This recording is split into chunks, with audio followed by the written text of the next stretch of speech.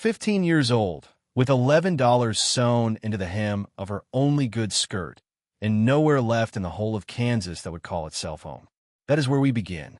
Her uncle, Warwick Calloway, a man who measured kinship in the weight of a dollar rather than the weight of blood, put her out on the road the same week her mother's grave grew its first green shoots of grass, saying plainly that a man with 6 mouths of his own to feed could not spare bread for a seventh that was not his to begin with. She had $11, a wool coat gone thin at the elbows, and a small tin box of her late father's carpentry tools, and with that she walked into the town of Amity Flats, Kansas, in the autumn of 1888, and did the one thing that made the whole town shake its head and call her a fool.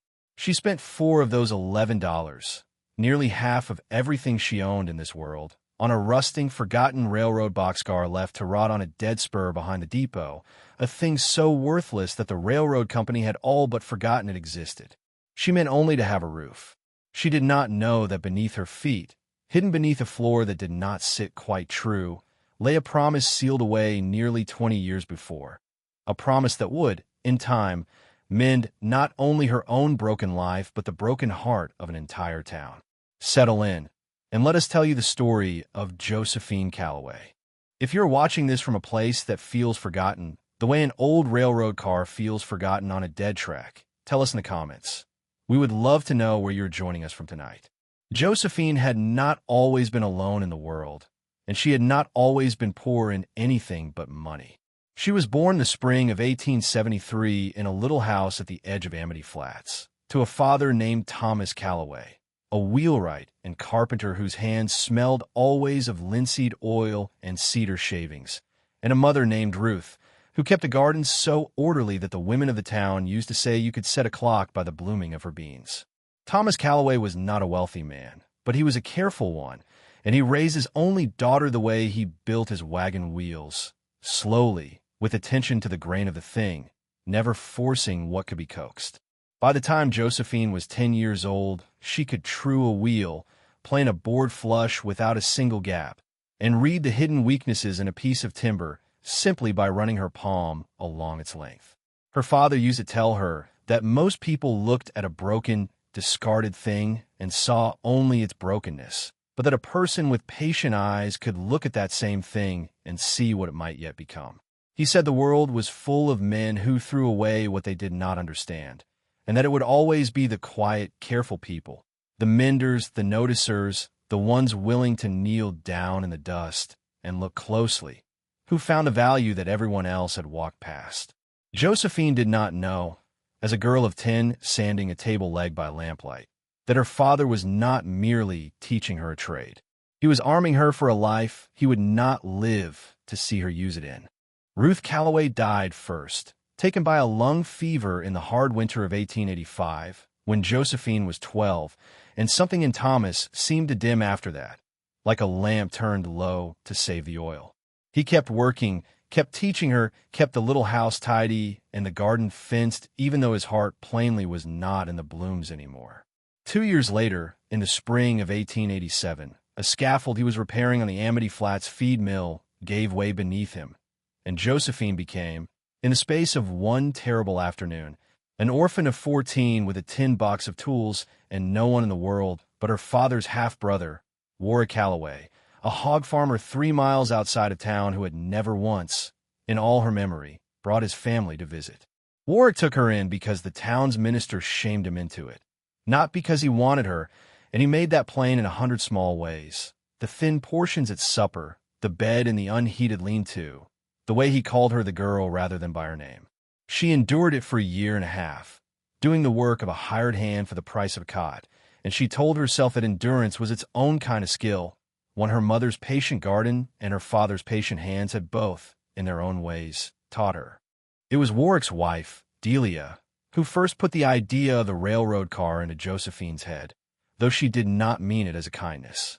Delia complained, within Josephine's hearing, that the girl ate too much and worked too little for a girl with no blood claim on the family table.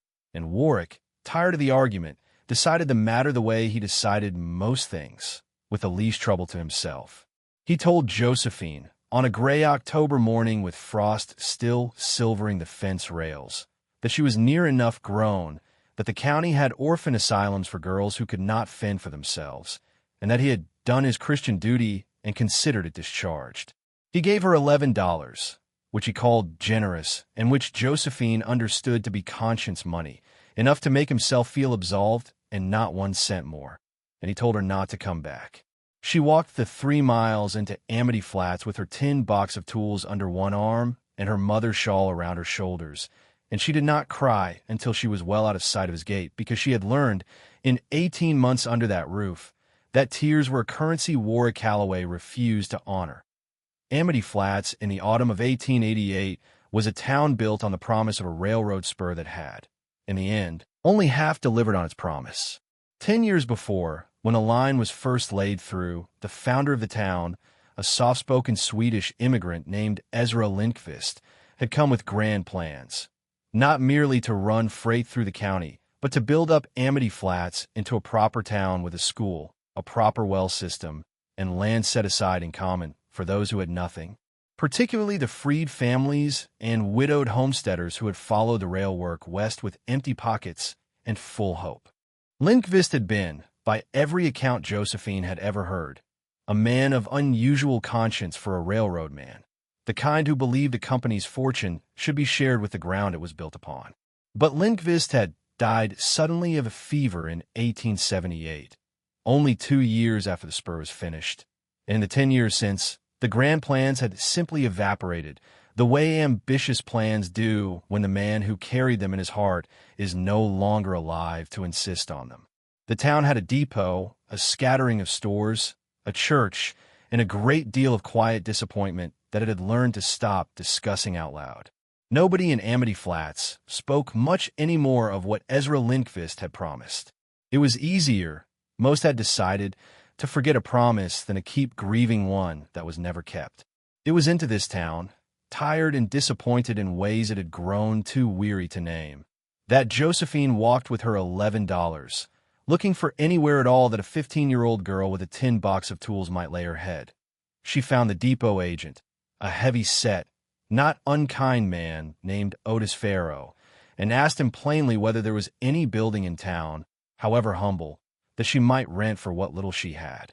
Otis scratched his beard and told her that beggars could not be choosers, and that the only thing he could think of was the old boxcar sitting dead on the spur behind the stockyard, when a handful of retired cars the railroad company had never bothered to haul away or scrap, because scrapping cost more than the cars were worth. It had sat there, he said, since before he'd taken the job, its wheels rusted fast to the rail, its paint gone the color of an old bruise, its interior likely full of mice and worse. He said it as a joke, the kind of thing a man says to discourage a girl from a foolish notion, but Josephine's father had taught her never to dismiss a thing simply because a man in a hurry called it worthless, and so she asked how much the railroad wanted for it. Otis laughed, then, seeing she was serious, shrugged and said the company would likely take $4 just to be rid of the paperwork of owning it, since it had been logged for scrap value only and nobody up the line cared one way or another. $4. Nearly half of everything Josephine Calloway owned in this world, spent on a rotting, forgotten box on a dead track that even the depot agent found laughable. She paid it anyway, counting the coins into Otis Farrow's palm with hands that did not shake, though her heart most certainly did, and she told herself, the way her father might have told her, that a thing was never truly worthless until you had looked closely enough to be sure. The car itself, when she finally stood before it in the fading gold light of that October afternoon, looked exactly as sorry as Otis had promised.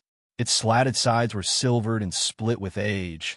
Its sliding door groaned in protest of being moved for what was likely the first time in a decade, and the inside smelled of dust, mouse nests, and the ghost of whatever cargo it had once carried. Old grain, she thought, or perhaps hides. But it was dry. The roof, though patched with rust, did not let in the sky. And it was hers, entirely and only hers, in a way that nothing in Warra Calloway's house had ever been. She spent her first night there wrapped in her mother's shawl, listening to the wind work through the gaps in the boards, and she found, to her own quiet surprise, that she was not afraid.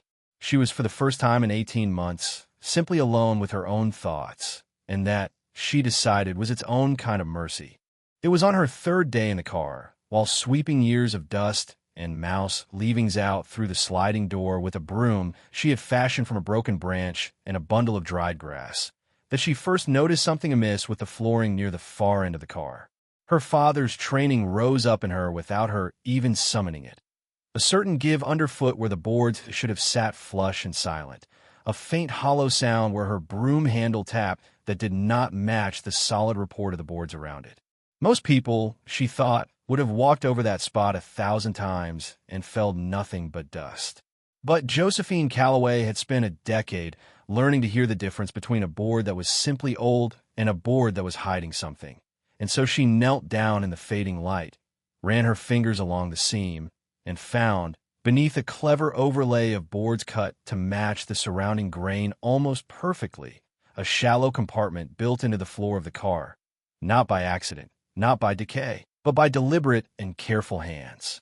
Her own hands trembled now, in a way they had not trembled when she counted out her $4 to Otis Farrow, as she worked the false boards loose with the flat edge of her father's chisel. Inside, wrapped in oilcloth that had kept out a decade of damp with remarkable success, she found a small strongbox, not locked, for whoever had hidden it had apparently trusted the false floor itself to be lock enough, and inside the strongbox, a leather ledger, a bundle of letters tied with string on, brittle and gray, and a single folded document bearing a wax seal, cracked but unbroken, stamped with the initials EL. She did not understand, that first night, what she had found. She understood only that someone long ago had gone to great trouble to hide these things where no casual eye would ever discover them, and that the yell pressed into that wax seal matched, unmistakably, the name she had heard whispered around Amity Flats since she was a small girl. Ezra Lindqvist, the town's long-dead founder, the man who had promised so much and delivered, in the town's quiet and disappointed memory, so very little. She read by the light of a single tallow candle long into that first night, and what she found, unfolding slowly across the pages of Lindqvist's careful, immigrant hand, was not the treasure map or buried gold that a lesser story might have promised her. It was something both plainer and far more binding. The letters were correspondence between Ezra Lindqvist and the railroad company's Eastern Board of Directors, and in them Lindqvist argued, with increasing urgency as the months wore on, that the company owed a debt to the town it had built its fortune upon. Specifically, that a parcel of common land just north of the depot, some 40 acres that the company had taken through eminent domain when the spur was laid, had never been properly returned or compensated as promised, and that a trust fund, seated by a portion of the line's freight profits, had been pledged by Lindqvist himself, in the company's name, to build a schoolhouse and support the town's widows and orphans. The very people, Josephine realized with a slow chill, that the railroad's arrival had displaced and disrupted most. The folded document with the wax seal was the deed itself, drawn and signed by Lindqvist as the company's authorized agent, transferring the 40 acres back to the town of Amity Flats in trust, along with a promissory note for the accumulated freight profit fund, to be administered for the town's common good. The ledger recorded in Lindqvist's own careful hand the growing balance of that fund across the 2 years before his death, a sum that, by 1878, had already grown to nearly $3,000, an almost unthinkable amount for a town like Amity Flats, and one that had surely continued to grow, quietly, wherever it had been kept in the 10 years since. Lindqvist had never delivered the deed. That much was plain from the letter's final, unfinished tone. He had died before the transfer was formally recorded with the county, and whoever had come after him, whoever had inherited his authority over the company's local affairs, had apparently either not known of the deed's existence or had chosen, for reasons Josephine could not yet guess, to let it vanish along with its author. She understood, sitting there in the trembling candlelight with a dead man's unfinished promise spread across her lap, that she was holding something far larger than a curiosity. She was holding the reason an entire town had grown quietly, resignedly disappointed over the course of a decade, without ever quite knowing why the disappointment had settled so deep. She did not sleep that night. She sat instead with her father's voice in her memory, telling her that the world was full of men who threw away what they did not understand. And she thought, not without a certain grim humor, that perhaps a whole town could do the same thing to a promise that it did. In the weeks that followed, Josephine did what her nature and her upbringing both inclined her to do. She moved carefully, and she looked closely before she leapt. She did not run into the streets of Amity Flats, waving Lindqvist's letters over her head. She had learned enough of the world's ways in 18 months under Warwick Calloway's roof to know that a 15-year-old orphan girl making claims about buried company money would be laughed out of any office in the county unless she came armed with more than paper alone. She spent her days doing small carpentry jobs to keep herself fed, mending a neighbor's chicken coop, truing a wagon wheel for the livery. Work her father's teaching made easy even for hands as young as hers. And she spent her evenings by candlelight in her railroad car, studying every word of Lindqvist's ledger and letters until she understood the whole shape of what had been promised and what had been lost. It was in asking careful, quiet questions of Otis Farrow and of the aging church. Deacon, a widower named Reverend Amos Teal, who had known Lindqvist personally, that Josephine began to learn the second half of the story. The half concerning who exactly had inherited authority over the company's local affairs after Lindqvist's death and what that man had done with it. The answer was Silas Pruitt, who in 1888 was the railroad's regional land agent, a man of considerable polish and considerable coldness who had arrived in Amity Flats not long after Lindqvist's funeral and had, in the intervening decade, quietly built himself into one of the wealthiest men in the county, not through the railroad's official business, but through a slow, patient accumulation of land leases on parcels that Josephine now understood with a sinking certainty, likely included the very 40 acres Lindqvist had meant to return to the town. Reverend Teal told her, with the particular sadness of a man recounting a grief long buried, that there had been talk, briefly, right after Lindqvist's death, of some promise the founder had made regarding town land and railroad money, but that Pruitt had assured the town council at the time that no such formal arrangement existed, that Lindqvist's plans had been generous but informal and never properly executed, and that the town, grieving its founder and disinclined to fight a well-dressed company man with lawyers behind him, had simply let the matter go. It had let it go for 10 years. It had let it go so thoroughly that most of the town's children, Josephine included, had grown up never even hearing Lindqvist's name spoken with anything but a vague, unexamined fondness, the way one speaks of a kindly ghost. Josephine understood, holding the deed with its unbroken wax seal, that she now possessed the one thing capable of proving that Pruitt had lied to an entire grieving town, and that the 40 acres he had been quietly leasing out for a decade, along with whatever remained of a fund that had once held $3,000 and had surely grown substantially in 10 years under the railroad's own management, rightfully belonged not to him, and not even to her, but to the town of Amity Flats itself, in trust exactly as Ezra Lindqvist had intended. She might have sold her silence, or sold the deed itself back to Pruitt for a handsome private sum, and no one would ever have known the difference. The thought did cross her mind, in the honest way that hard thoughts cross the minds of the hungry and the dispossessed, and she did not pretend to herself that it hadn't. But she thought of her father kneeling over a warped board, insisting there was always a way to true a thing rather than simply discard it and start again. And she thought of her mother's garden, planted not for herself alone, but tended in a way that always left the gate unlatched for a hungry neighbor to take a squash or a handful of beans without asking. She decided, sitting alone in her railroad car with a dead man's promise spread across her lap, that she would not sell what did not belong to her to sell. She went first, not to Pruitt, but to Reverend Teal, because she understood enough of how towns work to know that a 15-year-old orphan's word would carry little weight on its own, but that a respected elder's willingness to stand beside her might carry a great deal. She showed him the letters, the ledger, the deed with Lindqvist's unmistakable hand and unbroken seal, and she watched the old man's face move slowly from disbelief through a kind of grief and finally into something that looked unmistakably like resolve. He confirmed that the handwriting was Lindqvist's own. He had kept, in his own effects, a handful of old church correspondence in that same careful immigrant script, and he brought those letters out that very evening to lay beside Josephine's find. And the match was plain enough that even a skeptic could not honestly deny it. Word travels quickly in a small town, even when the people carrying it mean to be discreet, and it was not many days before Silas Pruitt came calling on a railroad car himself, immaculately dressed and entirely unwilling to sit on the crate Josephine offered him for a chair.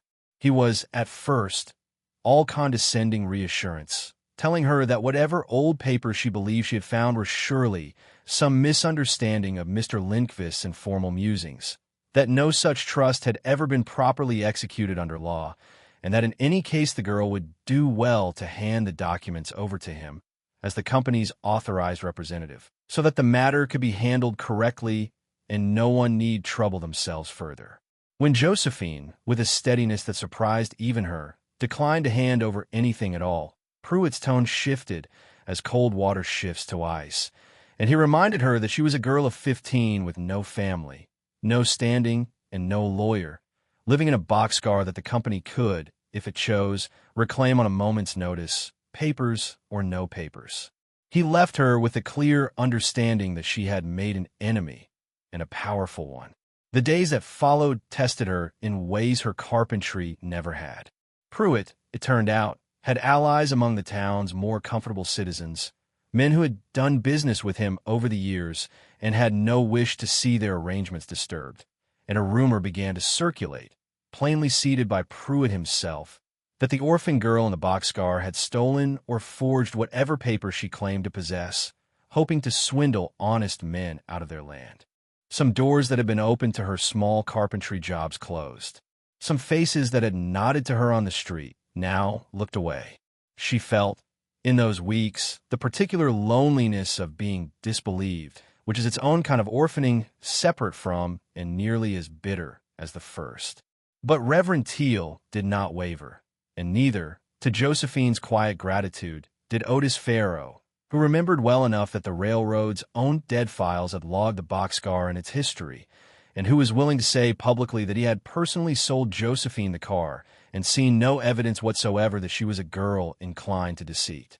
Slowly, carefully, the two of them helped her gather what she needed. Not merely her own conviction, but corroboration. Teal wrote to the county courthouse in the seat town, inquiring after any surviving record of the original land transfer filing from 1878, and after some weeks a clerk's reply confirmed that an unrecorded deed transfer bearing Lindqvist's name had indeed once been logged as pending in the company's own submitted paperwork that year, before quietly disappearing from the record. Evidence, however circumstantial, that Lindqvist had genuinely intended and begun the process Pruitt claimed had, never existed. It came to a head on a cold evening in early December, at a town meeting called, at Reverend Teal's urging, in the church hall, ostensibly to discuss the coming winter relief for the town's neediest families. A discussion that everyone in the room understood could not help but circle back to the matter that had set the whole town whispering for weeks. Pruitt came prepared to dismiss the girl outright, bringing with him a hired attorney from the county seat and a confident, well-rehearsed account of Lindqvist's supposed informal generosities. Josephine came with nothing but the strongbox itself, its contents laid out plainly on the table before the assembled town, and Reverend Teal's letters set beside them for comparison, and Otis Farrow's steady testimony, and the clerk's letter from the courthouse confirming the pending filing that had so conveniently vanished under Pruitt's own decade of stewardship. She spoke plainly, the way her father had taught her to speak of a board's hidden flaw, not with accusation, but with simple, careful fact, letting the evidence itself carry the weight her age and her poverty could not. She told them what Ezra Lindqvist had meant to give them 10 years before, and what had happened to that promise in the years since. And she watched the faces in that cold church hall move one by one, from skepticism to a slow, dawning, painful recognition of a grief they had buried without ever properly grieving it.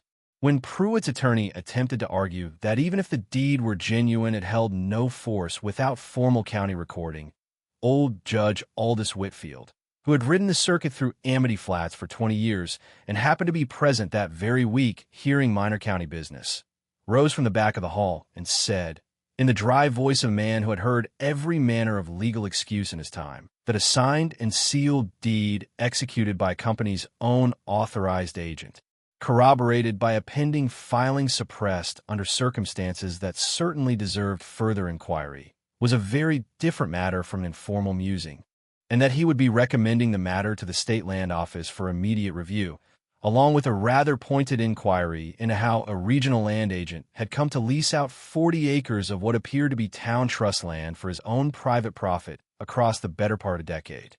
Silas Pruitt left Amity Flats within the month. His departure hastened, Reverend Teal later confirmed, by the railroad company's own Eastern Board, mortified to learn of the scandal and eager to distance itself from a decade of quiet theft before the newspapers in the county seat got hold of the story. He faced no dramatic punishment, no chains, no public shaming beyond the simple, thorough unraveling of the comfortable position he had built for himself on land and money that were never his, which was, Josephine came to think, its own quiet and fitting justice, the kind her father might have called true, the way a wheel is true when it finally sits flush and turns without complaint.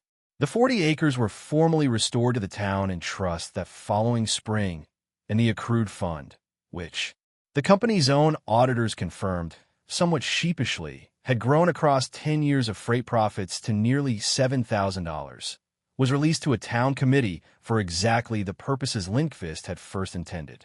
Amity Flats built its schoolhouse the following summer on the returned land, with a portion of the fund set aside permanently for the support of the town's widows and orphans, precisely as the founder's careful hand had once written in a ledger that sat forgotten beneath a false floor for a full decade. Josephine Calloway, at the town's insistent and grateful request, was given the honor of driving the first nail into the schoolhouse's frame, and she did it, fittingly, with a hammer that had once belonged to her father. She kept the railroad car. She could have afforded, by then, a proper house in town, for the committee had insisted on some measure of reward for the girl who had restored what an entire town had let itself forget, and she did eventually build a small house on a plot near the church. But she kept the old boxcar, standing where it always had, on its dead spur behind the depot, and she turned it, in time, into a modest workshop where she practiced the carpentry her father had taught her, and where, on quiet evenings, she liked to sit in the very spot where she had first knelt and heard the hollow, telling sound beneath her broom. She had been 15 years old, cast out with $11 and a tin box of tools, when she paid $4 of those dollars for a rotting car that the whole town had considered a fool's purchase. She had not known, kneeling in the dust of that first afternoon, that her father's patient teaching, the simple, stubborn habit of looking closely at what others discarded, would be the very thing that uncovered a decade-old promise and gave it, finally, the life it was always meant to have. She had not set out to save a town. She had set out only to survive, with dignity, in the only way she knew how.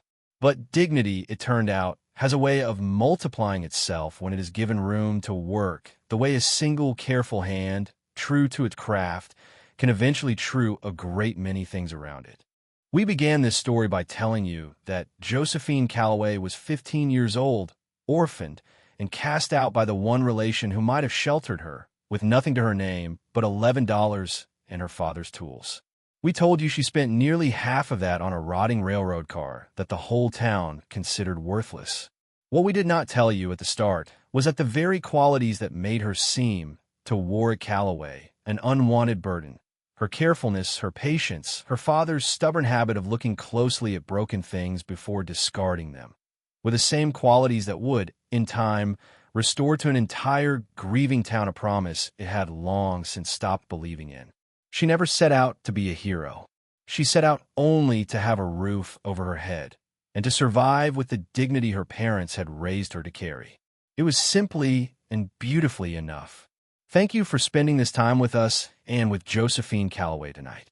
If her story moved you, we would be so grateful if you shared it with someone who might need a little reminder that value is often hiding in the places the world has already given up on. Before you go, we would love to hear from you. What is a time in your own life when you found real worth in something or someone that everyone else had already written off? Tell us in the comments below. We read every one, and we treasure them. Until next time, stay close.